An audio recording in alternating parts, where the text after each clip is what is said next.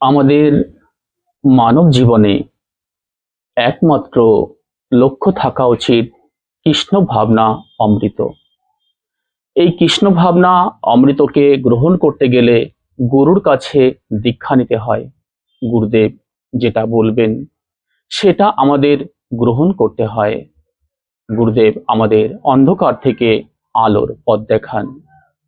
যখন আমাদের সমস্ত রাস্তা বন্ধ হয়ে যায়, একটি মাত্র রাস্তা খোলা থাকে, সে হলো আমাদের গুরু ঘরের রাস্তা।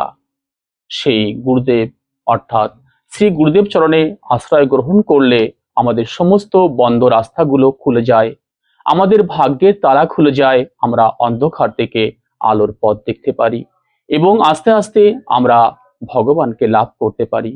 আমরা কৃষ্ণ ভাবনা অমৃতময় হয়ে উঠতে পারি।